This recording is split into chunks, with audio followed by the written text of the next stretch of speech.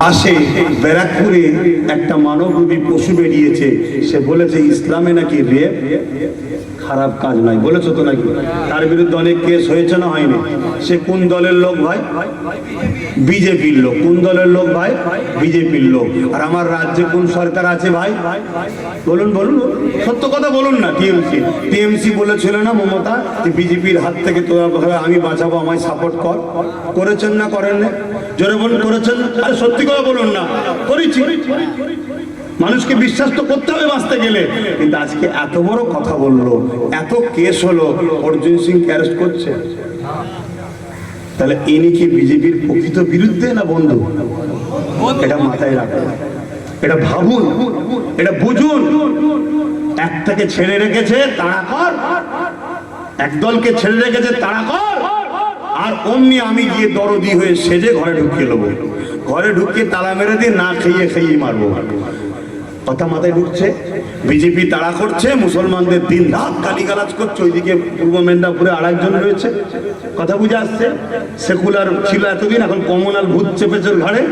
কথা বুঝে আসছে না? দিন রাত গাল পাচ্ছে যাতে করে আমরা ভয় খাই। আর ইনি বলবে আমি তো তোদের আছি, কোনো চিন্তা নেই, আমরা এর কোলে উঠবো।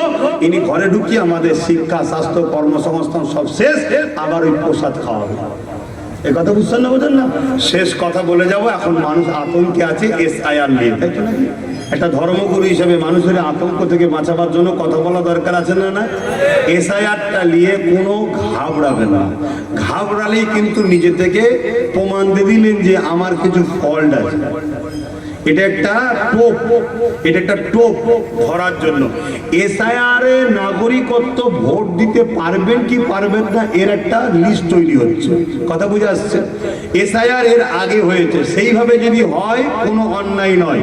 কিন্তু বর্তমান যে SIR বিজেপি করতে চাইছে, যদি ওইটা হয় তাহলে সংবিধান বিরোধী, তাহলে গণতান্ত্রিক প্রক্রিয়ায় বিজেপির বিরুদ্ধে আন্দোলন করতে হবে, কারণ সে সংবিধানকে মিটাতে চাইছে। কথা মাথায় ঢুকলো? কিন্তু ঘাবড়ে গিয়ে যদি নিজে মরে যায় তাহলে তো সব বেকার হয়ে গেল। আমার কথা বুঝছেন তো নাকি? দ্বিতীয় নম্বর কথা, SIR নিয়ে যদি কারো কোনো সমস্যা হয়, সময় তো আর নাই, অবশ্যই আমার নাম্বার আছে, হেল্পলাইন আছে, যোগাযোগ করবেন। আপনার পাশে একজন পীরের আওলাদ হিসাবে, পীর ভাই হিসাবে আপনার পাশে আমি আছি। তবে এতটুকু আমি আপনাকে আশ্বাস দিতে পারি, যেখানে যেখানে SIR হয়েছে, রিপোর্ট বলছে 100টা লোক যদি বাদ যায়, খুব দূরবীনে দেখতে হবে মুসলমানের নাম বাদ গেছে। সংবিধান রয়েছে, আইন রয়েছে, কোর্ট রয়েছে, লড়াই করার জন্য আপনাদের ভাইও আছে। আর আলহামদুলিল্লাহ ছোট হলো এইসব চিন্তাই তো নওশাদকে আমি দাঁড় করিয়েছি, এমনি নয়। এইসব চিন্তায় যে আমি হুজুর মানুষ, সব জায়গায় পারবো না। কথা বুঝছেন না? বোঝেন না? আইনের লড়াই করতে গেলে আইনের লোক দরকার, ঠিক না? ঠিক ভাই? এই জন্য তোকে বলেছি তুই ওই দিকে যা, আমি এই দিকে আছি। কথা বুঝে আসছে? অতএব নিশ্চিন্তায় থাকেন, এর লড়াই হবে, এর দিয়ে কোনো ঘাবড়াবার কিছু নেই। আর একটা কথা বলে যাচ্ছি, আপনাদের কাছে এক শ্রেণীর দরদি আসবে যারা বলবে আমরা থাকতে কিছু হতে দেবো না, কিন্তু এই চিটিংবাজ গুলোই 90,000 অফিসার দিয়েছে শেয়ার করার জন্য। শুনছেন তো নাকি? 221 কোটি টাকা খরচ করছে বাংলায় শেয়ার করার জন্য। উপরন্ত কর্ণাটকের সরকার কেস করেছে, কি বিধানসভায় বিল পাস করে SIR কে রুখে দিয়েছে।